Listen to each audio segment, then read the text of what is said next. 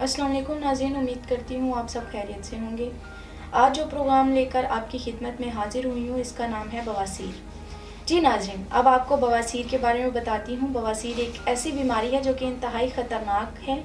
ये बीमारी बड़ी आंत में सोजिश की कैफियत पैदा होने, बिलखसूस आखिरी हिस्से में वर्म हो जाने से मकद यानी पाखाने का मकाम भी मुतासिर हो जाता है।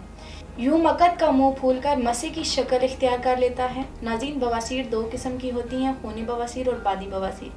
खूनी बवासीर में मकद से खून रसकर पाखाने के साथ निकलने लगता है, जबकि बादी बवासीर में खून तो नहीं निकलता, अलबत्ता तकलीफ़ खूनी बवासीर से भी ज़्यादा होती है, क्योंकि मकद के मुँह पर नमूदार होने से रफ़ाए हाजत के वक्त इंतहाई अजियत का सामना करना पड़ता है। खूनी और बादी बवासीर की अलामात में कुछ ज़्यादा फ़र्क नहीं पाया जाता। बवासीर की तमाम इक़साम में मरीज़ शदीद कब्ज़ में मुब्तला हो जाता है। मकद के मुंह पर तेज़ जलन और ख़ारिश होती है। पाखाने के अखराज में तंगी और तकलीफ़ का सामना करना पड़ता है। मरीज़ की भूख ख़त्म हो जाती है। क़ुव्वत हाज़मे में ख़राबी पैदा होकर तज़ाबियत और गैस पैदा होने लगती है। रफ़ाए हाजत के मुकम्मल ना होने से उभार सा होकर पेट फूल जाता है।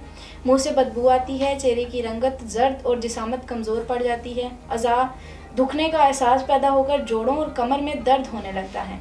नींद में कमी और मिजाज में चिड़चिड़ापन पैदा होकर तबीयत बेचैनी का शिकार हो जाती है।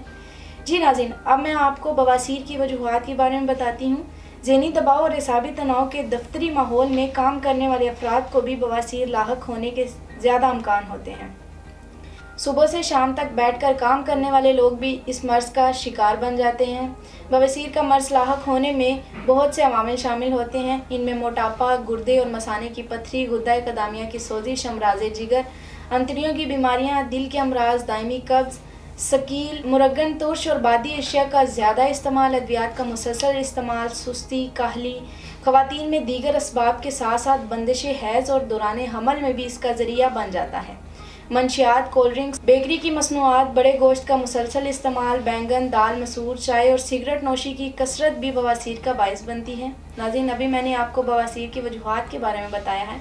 अब मैं आपको बवासीर से बचने के लिए एहतियाती तदाबीर के बारे में बताती हूँ। 6 से 10 गिलास पानी रोज़ाना के मामूल में शामिल रखें। खाली पेट चाय और सिगरेट के इस्तेमाल से इज्तनाब करें। कच्ची सब्जियों को बतौर सलाद हर मौसम और हर खाने में लाजमी शामिल करें। गोश्त हमेशा सब्जियों में मिलाकर पकाएं। चावल के शौकीन ख़वातीनों हज़रात पुलाव और बिरयानी बनाते वक्त तेज़ मसालेजात की बजाय सब्जियों की मिकदार ज़्यादा रखें। खाने के बाद सोने और लेटने की आदत तर्क कर दें। कोल्ड ड्रिंक्स और मशरूबात को दस्तरख्वान से दूर रखें। नाज़रीन, अब मैं आपको बवासीर के इलाज के बारे में बताती हूँ।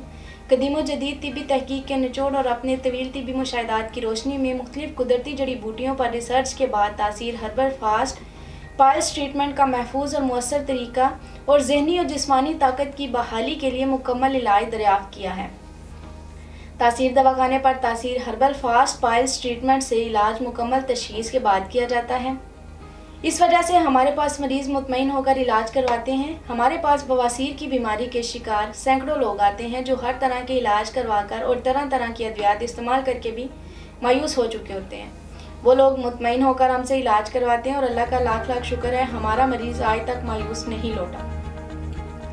मैं तमाम लोगों को बताना चाहती हूँ कि कुदरती तरीका इलाज पर भरोसा करें, क्योंकि ये वो वाहिद इलाज है जिसके किसी भी किस्म की कोई साइड इफ़ेक्ट नहीं है।